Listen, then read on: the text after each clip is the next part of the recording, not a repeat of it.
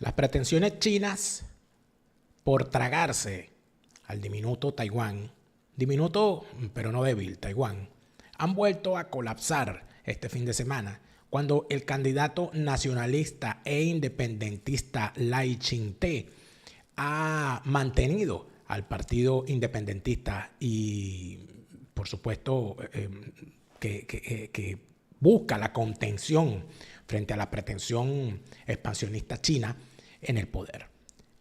Es un nuevo logro de los taiwaneses frente a su lucha histórica en contra del comunismo chino y es además una importante acción que no puede pasar bajo la mesa en momentos en los que se siente en la mesa de buena parte de los analistas de la región y de los analistas de temas globales y de expertos en guerra asimétrica, que todo lo que está ocurriendo en el mundo está siendo empujado por la pretensión china de entrar en Taiwán en cualquier momento. Que los conflictos que surgen en distintas partes del mundo no son otra cosa que una especie de pantalla de pared de humo que está promoviendo China para que, estando el mundo entretenido y además de eso sus principales enemigos neutralizados para actuar, sea aún más fácil para China tragarse a Taiwán militarmente sin resistencia. En tal sentido, a pesar de que muchos puedan decir que no entienden mucho esta noticia, lo que está ocurriendo en este momento en Taiwán es algo sumamente importante. Que aquella frase de que el aletear de una mariposa en China puede causar un huracán en el Caribe no puede pasar bajo la mesa en este momento y que distintos conflictos que se han activado en varias zonas del mundo, inclusive en el Caribe, inclusive en Venezuela con el tema del Esequibo, termina teniendo una vinculación con lo que está ocurriendo en China, con lo que ha ocurrido en Taiwán y con la respuesta airada que, por cierto, ha tenido el régimen chino frente a lo que ha ocurrido en este fin de semana en Taiwán. De eso, de el inicio del proceso de selección del candidato republicano en los Estados Unidos y de muchas cosas más vamos a hablar en este Fuera de Orden de hoy, lunes 15 de enero del año 2024. Daniel Lara Faría.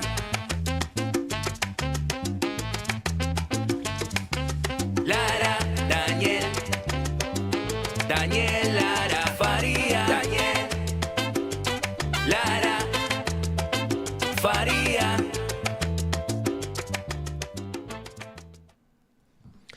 Fuera de Orden, crónica de la desgracia nacional e internacional, plomería informativa, criminología y criminalística politiquera. ¿Por qué? Porque lo que hay en este mundo al mando son criminales. Gracias por estar de vuelta a su canal YouTube favorito. Daniel Lara Farías presenta hoy otro estreno de Fuera de Orden, como todos los días. Gracias por estar allí en su canal favorito de actualidad política de Venezuela, de Hispanoamérica y del mundo, pero en tu idioma. Para nosotros es un honor, un placer y sobre todo un privilegio inmenso saber que contamos con el apoyo de tanta gente en la plataforma Patreon. Patreon.com/delaraf, Patreon.com/delaraf. Son las suscripciones de todos ustedes lo que permiten que sigamos al aire sosteniendo económicamente todos los contenidos de este canal. Gracias por ayudarnos, gracias por estar allí y gracias por permitirnos continuar. No todo es pago, hay cosas gratuitas como por ejemplo suscribirse a nuestra página en Facebook. Allí también seguimos difundiendo nuestro contenido y dando la batalla por dilucidar qué es lo que está ocurriendo y por supuesto por seguir el debate. Allí en nuestra página de Facebook puedes continuar y te puedes comunicar también con nosotros por esa vía a través de la mensajería privada. No te olvides de suscribirte al canal y de activar las notificaciones para estar pendiente de cuando estemos en vivo y por supuesto también de darle me gusta a nuestros videos, que con eso nos ayuda más de lo que tú crees. Como todos los días te saluda Daniel Lara Farías, plomero informativo, enemigo de todos, recordándote hoy más que nunca: la fase superior de la izquierda es el crimen. Si los dejas entrar no los verás salir nunca. Te robarán desde el modo de caminar hasta el agua de los floreros. Y seguimos. El tema de la revisión de los eventos internacionales para algunos es algo fastidioso. Y además de eso, también es algo que pocos, en medio de la vorágine informativa de hoy en día, atinan a vincular.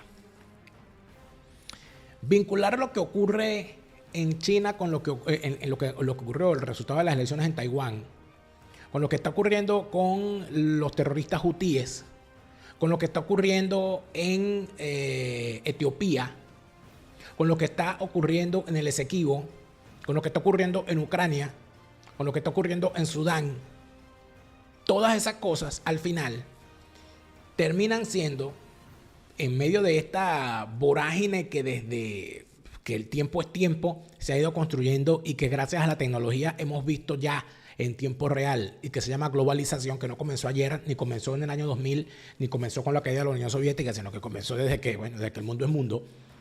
Evidentemente, de lo que estamos hablando en este momento es de temas que deben llamar a la comprensión, a la búsqueda de comprensión y además de eso, al análisis.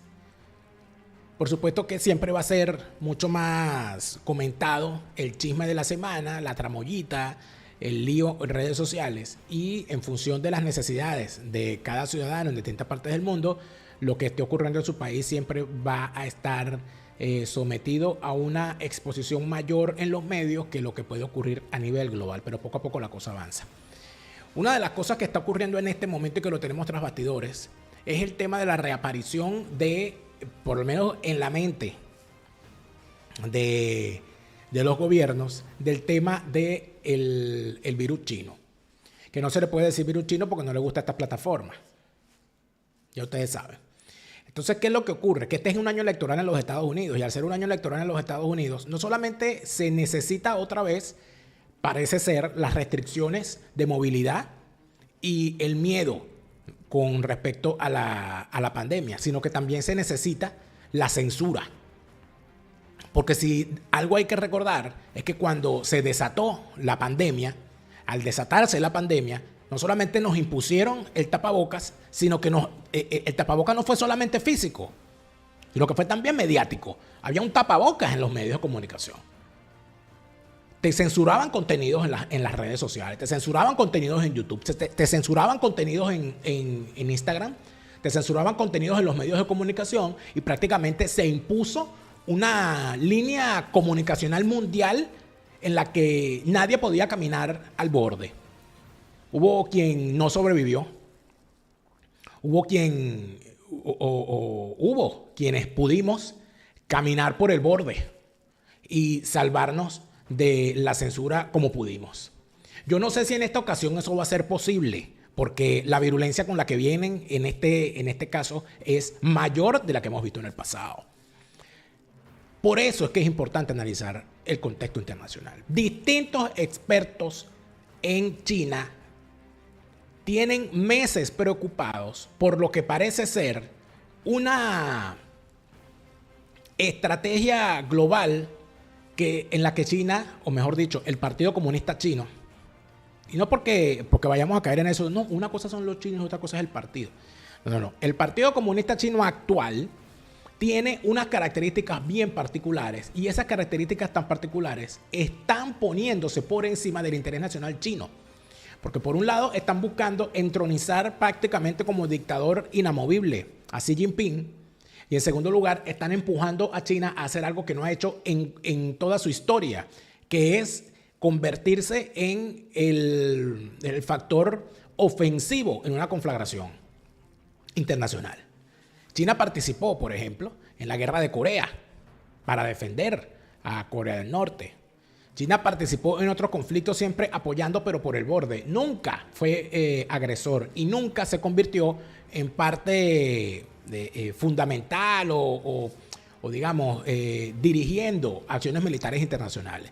China se dedicó a crecer económicamente, China se dedicó a influir y China se dedicó a desarrollar otro tipo de acciones para aumentar su poderío regional y mundial. Sobre todo en el tema nuclear, por decir algo, y en el tema económico además.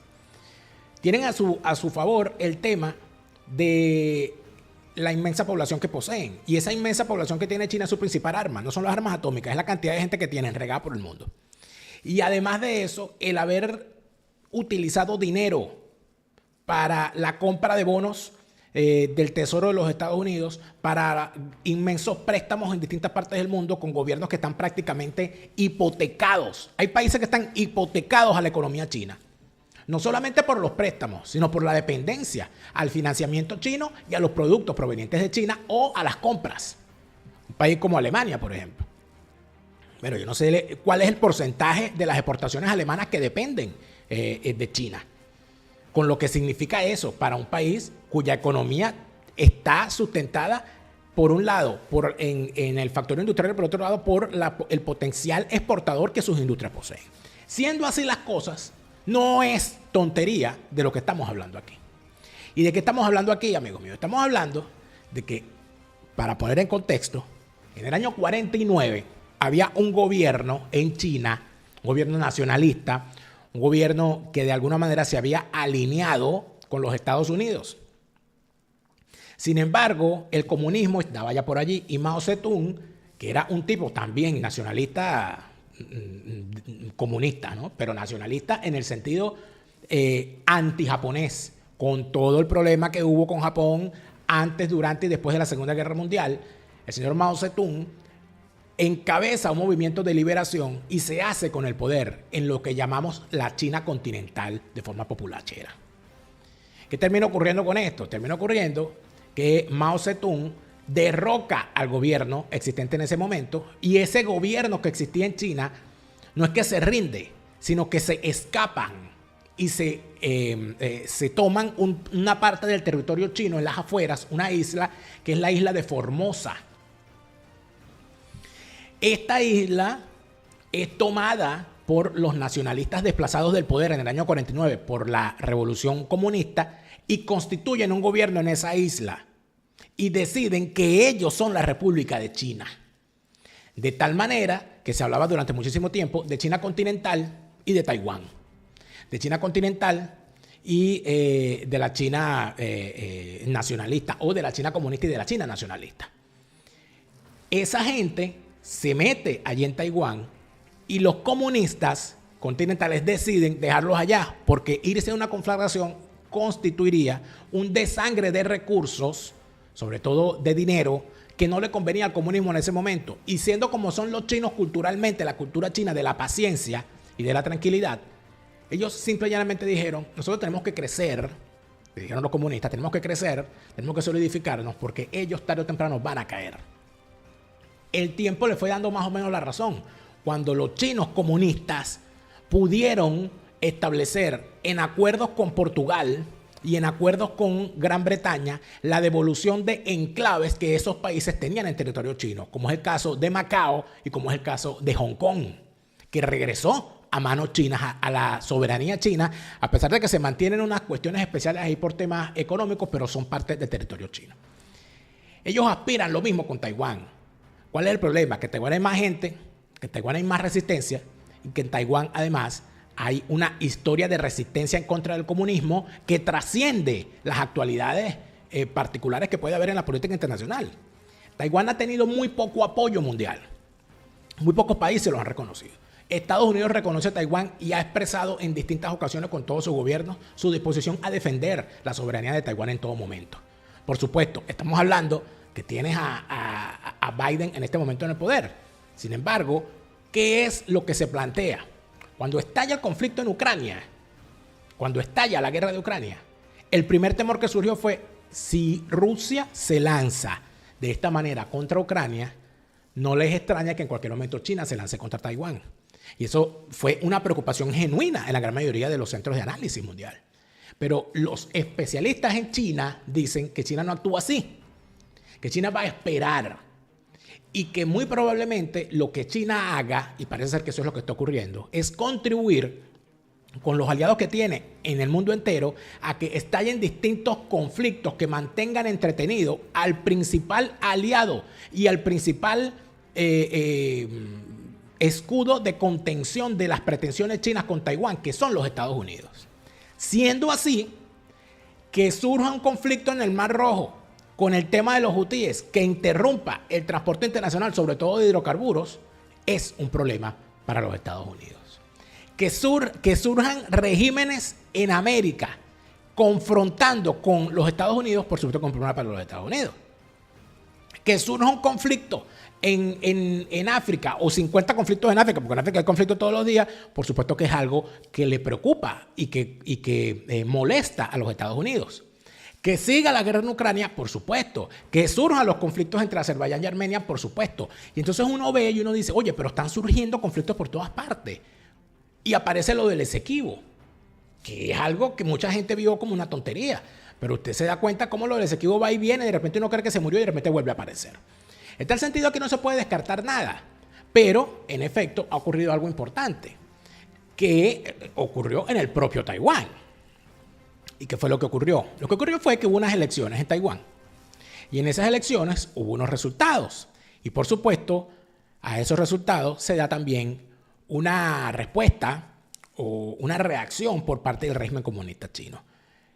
Con distintas valoraciones hechas en medios internacionales, vamos a ver qué fue lo que pasó en Taiwán y cuáles son las perspectivas que hay después de esto que ha ocurrido.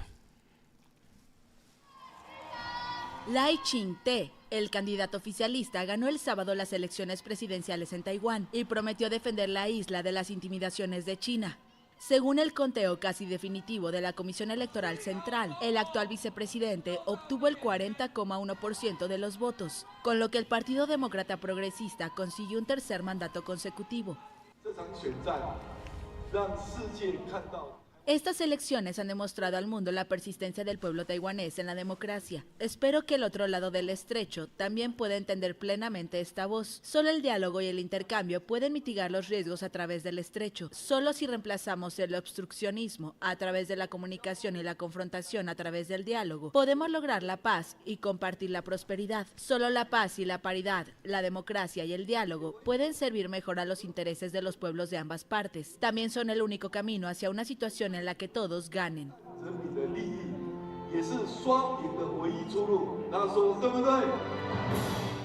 Este planteamiento es importante porque el señor no ha dicho en ningún momento estamos en guerra contra China. El señor no ha dicho en ningún momento, no ha lanzado amenazas, no ha lanzado frases de expresión violenta en contra del vecino chino. Taiwán renunció desde hace bastante tiempo a lo que tenía planteado originalmente, porque el planteamiento original de los nacionalistas cuando escapan de la China continental y se van para la isla de Formosa es allí a pertrecharse para lanzar la gran campaña de reconquista del resto del territorio continental chino. Y Taiwán renunció a eso hace muchísimo tiempo, pero los comunistas no renuncian a recapturar la isla de Formosa por una cuestión de orgullo nacional, obviamente. ¿Qué ha dicho? Lai Ching-te, nuevo presidente taiwanés, ha dicho, mira, reconóceme, respétame y vamos a mantener unas relaciones de mutuo beneficio y de cooperación. Eso es lo que ha dicho el señor. Las elecciones se celebran a la sombra de las amenazas de China, que considera la isla parte de su territorio y no ha dejado de proclamar su intención de reunificar el país, si es necesario, por la fuerza. Antes de la votación, Pekín instó a los taiwaneses a tomar la decisión correcta si querían evitar una guerra y describió a Lai como un separatista peligroso. Estamos decididos a proteger a Taiwán de las continuas amenazas e intimidaciones de China. El estatus de Taiwán, donde viven 23 millones de personas, es uno de los temas más espinosos en la rivalidad entre China y Estados Unidos. La isla es fundamental para la economía mundial, tanto por su posición estratégica entre el Mar de China Meridional y el Océano Pacífico, como por su industria, líder en semiconductores, componentes especiales en teléfonos, automóviles o misiles. En un reciente discurso de fin de año, el presidente chino Xi Jinping aseguró que China, sin duda, se reunificará. Evidentemente aquí la batalla no es solamente de orgullo, la batalla no es solamente de intereses nacionales, es también de intereses económicos, y está perfectamente claro, creo que lo hemos visto y no hay mucho que dudar.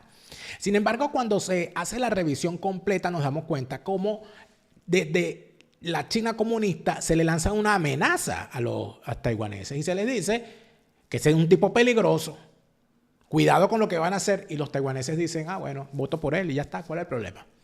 ¿Y qué? Dicen los tipos. ¿Y qué? Pero hay más reacciones en los medios. La victoria de Lai Ching-te en las elecciones del sábado ha elevado la tensión entre China y Taiwán, que este domingo cruzaron reproches y reivindicaciones. China critica a su vez a Estados Unidos por felicitar al ganador. Mientras tanto, una delegación estadounidense llegó a Taipei este domingo para mantener reuniones a título privado con líderes políticos.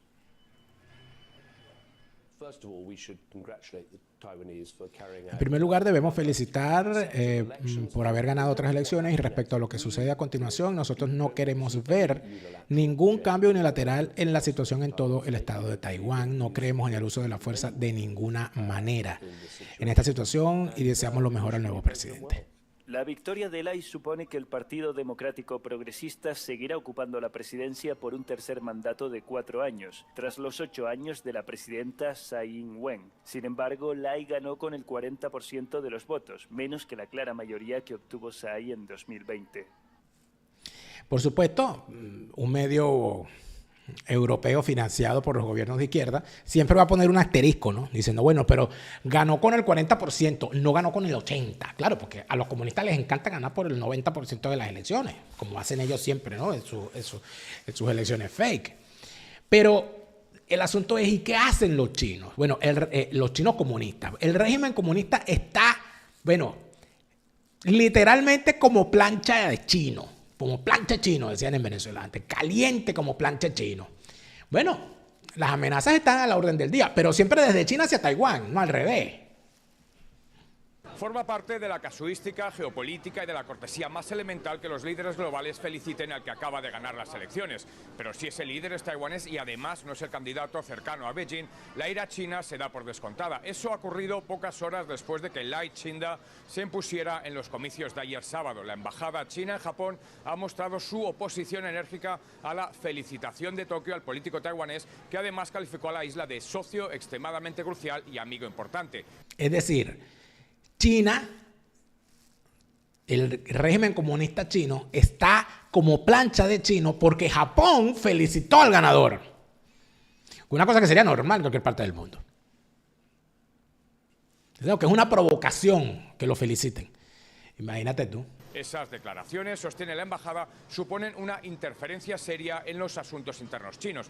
También ha protestado Beijing contra las declaraciones del Departamento de Estado estadounidense, que pocas horas después de los resultados aplaudió el sistema democrático robusto y el proceso electoral taiwanés. Y es que a la diplomacia china hoy se le acumula el trabajo después de los mensajes que también le han llegado a Taipei desde el Reino Unido, la Unión Europea o Canadá. Taiwán es la Taiwán china y estas elecciones no cambiarán el camino hacia la reunificación, ha dicho un alto funcionario de Beijing.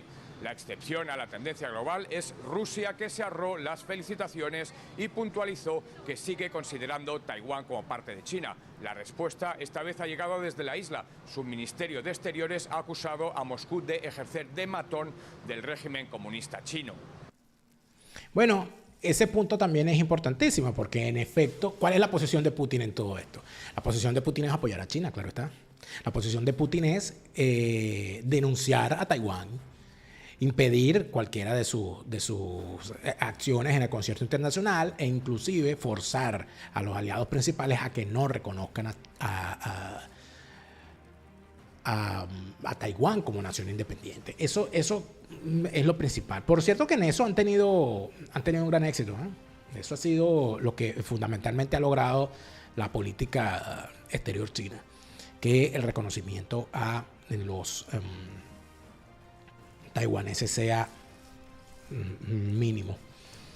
De eso hay muchas cosas más que hablar. Este viernes no se publicó la carta cifrada, pero hoy, lunes, se van a publicar 2, porque hay 2 eventos importantes. Lo que pasa es que la cosa estaba en desarrollo y yo preferí pararlos, ¿no?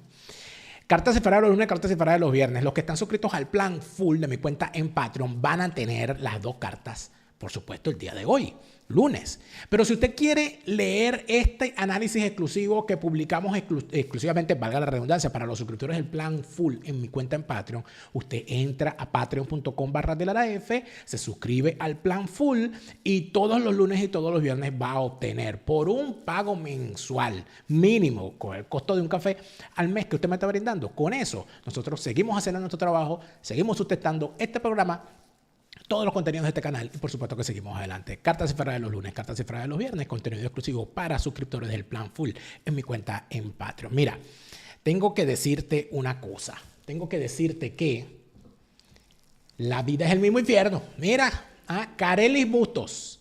La vida es el mismo infierno. Siempre se habla del cielo, el infierno, de la vida, la muerte, del bien y del mal. Y si metemos todo eso en una licuadora, sacamos el jugo, lo colocamos en una olla a cocinar hasta que hierva. Eso sí, cuidado, cierra las ventanas porque con el olor nos pueden llegar las moscas. Luego que esté hirviendo lo probamos. Descubrimos que tiene el sabor justo de la vida, pero como estaba caliente, nos quemamos la lengua. Y entonces viene un brujo que nos sopla en el oído y nos dice, ¿viste? La vida es el mismo infierno. Es un maravilloso relato de Carelis Bustos que está a la venta a nivel mundial en Amazon y que es una montaña rusa. Usted se monta y no se quiere bajar, aunque se asuste. Carelis Bustos, La vida es el mismo infierno, a la venta a nivel mundial en Amazon. Tengo que decirte que ya es el momento de planificar tus vacaciones. ¿Cuándo es la próxima vacación? ¿Cuándo es el próximo puente que tú tienes? ¿Carnaval? ¿1 de mayo? ¿Semana Santa? O tienes que esperar verano, o tienes que esperar primavera, cuando tú quieras. Pero la gente de Hablemos de Escocia en castellano tiene para ti todos los secretos de esa maravillosa tierra para que viajes a Escocia y en tu idioma te cuenten todas las maravillas que esconden las maravillas, a su vez, de Escocia. Escocia tiene tantas cosas por ver y tantas cosas por conocer que es una experiencia de viajar aprendiendo, sin aburrirte porque estás estudiando y divirtiéndote porque estás viajando. Hablemos de Escocia en castellano, tus viajes a esa maravillosa tierra en tu idioma. Recuerda que en España tu proceso migratorio tiene que tener el acompañamiento permanente y la representación de un abogado. Si no, estás condenado al fracaso. La gente de Hispanidad Abogados y Asesores no conocen del fracaso. Hispanidad Abogados y Asesores son el principal bufete en materia de extranjería en España y antes, durante y después de tu proceso migratorio están allí para acompañarte, representarte y para no dejarte caer frente a los procesos migratorios que te toca afrontar en España. En España con todas las de la ley. Déjate guiar por los profesionales, déjate guiar y representar por los mejores. Hispanidad Abogados y Asesores en España con todas las de la ley. No caigas en cuentos, no caigas en cuentos. Hispanidad Abogados y Asesores en España con todas las de la ley. Tu asesor Gustavo ha puesto de moda la comprensión del tema de los seguros en los Estados Unidos. Porque eso de ir por la vida creyendo que, no, ya llegué a los Estados Unidos. Bueno, me voy a comprar una póliza. ¿Cuál es la más barata? Dámela. Sí, aquí está. La cosa no es así. La mejor póliza fue la que compraste ayer, la segunda mejor la que compras hoy. Mañana puede ser demasiado tarde, pero aún teniendo una póliza tienes que revisarla bien, porque la cuestión no está en el mejor precio, no está en la más barata, está en la que te ofrece la mejor cobertura. Tu asesor Gustavo se encarga de buscarte la mejor cobertura y por supuesto buscarte también el mejor precio atada a esa buena cobertura. Llámalo ya. Tu asesor Gustavo en todo el territorio de los Estados Unidos. Mira, vamos a leer algunos comentarios que nos llegan. Recuerda que en este momento estamos en vivo, son las 6:02 de la tarde aquí en Alemania. Entiendo que ya son las 1 de la tarde en Venezuela. Saludos a Carmen Ojeda, que nos pregunten, que nos manda su reporte de sintonía. Mohamed Akur, saludos. Tamari, siempre allí. Saludos a Edward Zuleta, también siempre presente. Alan Baquedano, saludándonos desde Honduras. Saludos a la gente de Honduras. Saludos a Rubén Delgado. Saludos a toda esta cantidad de gente que nos está haciendo saber su sintonía. Aquí está Osvaldo Villavicencio desde Lima, Perú. Saludos, estimados amigos que nos ven desde el Perú. Saludos a Xiomara Núñez, que también nos hace saber de su sintonía, como lo hace Juan Torrealba, Alessandro García, Alberto Madonna mía. Saludos también a Edgar, a Emilena, a Silpa Olsen, Jair Rodríguez, Ingrid Trompis, quien se encuentra en Houston, Texas. Gracias a Alberto Harrington también, que desde Viña del Mar en Chile nos reporta su sintonía. Gracias a David Rodríguez por estar pendiente de nosotros y de lo que hacemos en este canal. Querida Venancia, siempre allí. Gloria Marcano, gran abrazo. Claudia Cantor, siempre presente también. José Tejada se ha conectado en vivo. Saludos, José Tejada. Kratos Polo también nos reporta su sintonía, cosa que también hace por aquí. Bueno, aquí hay gente a la que no le gusta. Vamos a sacarte de aquí, pues no te gustó tu cosa. Chao. Hasta luego. José Silva también pendiente y reportando su sintonía. Gracias a todos los que se encuentran en distintas partes del mundo. Eileen Medina, Elsie Jiménez, Fabián Sánchez, Miriam Lavelarte. Y bueno, muchísimas gracias por estar por aquí. Acosta desde Cleveland. Hay gente, Cleveland desde Guayaquil. Saludos. a todos los que se encuentren por allí. Les recuerdo que este programa se está transmitiendo en vivo. Vamos a tratar de estar transmitiendo en vivo todos los días al mediodía, hora de Venezuela, ¿ok? Un poquito más, un poquito menos. Queremos hacerlo más puntual. Estamos tratando de hacerlo así. Al mediodía, todos los días, alrededor del mediodía en Venezuela, vamos a estar haciendo la transmisión en vivo. Y los días, todos los días, para los que les gusta ver el programa por separado, los dos segmentos y tal, igual vamos a estrenar a las 8 de la noche, hora Venezuela, todos los días el programa por separado, junto o seguido de las pastillas de memoria. Tengo que decirles que hay noticias ocurriendo también en el mundo y esas noticias merecen que sean también revisadas. ¿Qué está ocurriendo ahorita? Bueno, el día de ayer se cumplieron 100 días del secuestro de los rehenes israelíes por parte del grupo terrorista Hamas. 100 días cumplen los rehenes de Hamas en su poder. Todavía queda mucha gente esperando el regreso y, por supuesto, regrésenlos ya, es el clamor que hacen toda la gente de bien que no está de acuerdo con las avanzadas antisemitas que en los distintos medios, por cierto, de lo que se ha hablado es de la necesidad de un cese al fuego, pero todos esos medios que pegan gritos por un cese al fuego, ninguno pega un grito por el cese del secuestro. Ojalá la vida se encargue de ponerlos a todos en su lugar. Bueno, ya arrancan las primarias en los Estados Unidos. El proceso de primarias arranca hoy con los famosos caucus de Iowa, el primer estado, que siempre son Iowa y New Hampshire, los primeros en medir internamente sus fuerzas. ¿Qué está pasando allí? De eso vamos a hablar en el siguiente segmento, pero ya arrancó el asunto y parece ser para algunos que más un proceso de nominación en el Partido Republicano, de lo que se habla es del inicio del camino del regreso de Donald Trump. ¿Es eso o no? Ya veremos. Hay que decir que, Daniel Ortega sigue en lo suyo. ¿Qué ha hecho ahora Daniel Ortega? Ha decidido montar a una serie de sacerdotes críticos con su gobierno, los montó en una jipeta y los mandó fuera del país. Ha mandado al exilio Daniel Ortega a un nuevo grupo de nicaragüenses a los cuales acusa de estar conspirando en su contra por no estar alineados desde el púlpito con las locuras que este salvaje comunista, delincuente, violador y criminal ha hecho durante los últimos años. Lamentable saber además que Daniel Ortega llega al poder gracias a que el Movimiento Sandinista de Liberación Nacional utilizó a muchísimos curas jesuitas, salesianos y de distintos signos, inclusive Ernesto Cardenal, sacerdote, que colgó los hábitos para convertirse en ministro de la cultura del primer gobierno sandinista. Bueno, imagínense, así paga el diablo. El diablo paga con traición a quien le sirve con lealtad. En Venezuela se prepara un asalto en contra de las ONG. Hay una buena cantidad de ONG que se han convertido en el modus vivendi de mucha gente. Unas se encargan de defender derechos, otras se encargan simple y llanamente de captar recursos internacionales para mantener ese status quo también. Eso lamentablemente hay que decirlo. Y el régimen chavista, como va a arrasar con todo, ha decidido ponerle el ojo y decidir quién recibe real y quién no. De eso se trata la andanada de locura que va a hacer el régimen chavista con las ONG en Venezuela. En el Ecuador sigue la guerra contra el narco, por supuesto que es una guerra contra el narco que va a bajar un poquito de intensidad en los medios de comunicación, pero que no va a bajar de intensidad en las calles, según lo que ha dejado perfectamente claro el presidente Daniel Noboa. En los Estados Unidos es noticia un asunto que no le gusta a la población en ese país, que es cuando mueren soldados de los Estados Unidos en acciones fuera de su país. Han fallecido, han sido asesinados, han caído muertos 2 soldados de los Estados Unidos en las acciones que en el Mar Rojo se realizan en contra de los terroristas del grupo radical islámico Houthi. Y por supuesto que esto va a ser parte de las discusiones en el futuro en cada uno de los debates presidenciales que veamos, porque cuando muere un soldado de los Estados Unidos, la que se arma, amigos míos, no es cualquier cosa, la que se arma es de verdad. Esos fueron los titulares que están en tendencia en este momento. Con respecto a lo que hablábamos sobre Taiwán, debo decirles lo siguiente. No es cualquier cosa que nosotros veamos en este momento una discusión sobre el tema de Taiwán, pero tampoco puede circunscribirse al asunto relacionado a lo político, lo militar y lo cultural. Es imposible hablar de China y es imposible hablar de las crisis internacionales hoy en día sin hablar de la economía y sin hablar particularmente de las economías atadas a la tecnología.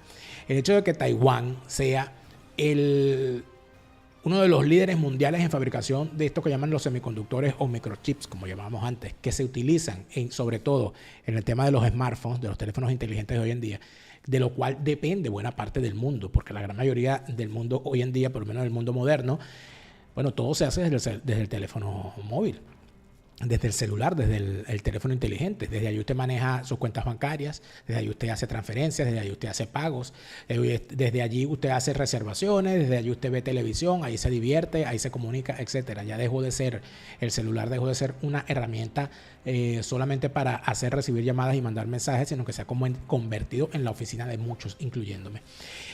Por supuesto, cuando usted tiene esa dependencia de un aparato como un teléfono, los componentes de ese teléfono van a tener una gran importancia para la economía mundial. Eso lo sabe China, eso lo sabe Taiwán, pero eso lo sabe sobre todo los Estados Unidos. Es imposible que se crea en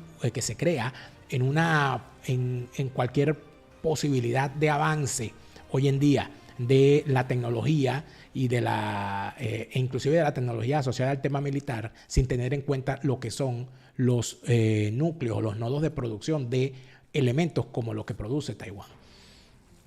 Antes, las guerras, lo que fundamentalmente se peleaban era territorios de producción o territorios donde la producción de determinados elementos hacían rico un país. Por ejemplo, Francia y Alemania estuvieron siglos, literalmente, siglos matándose por el territorio de Alsacia-Lorena. Eso se acabó con la Segunda Guerra Mundial. Y así estamos hablando de vastos territorios en todas partes. Bueno, las peleas por el centro europeo, las peleas por los Balcanes, las peleas por Afganistán.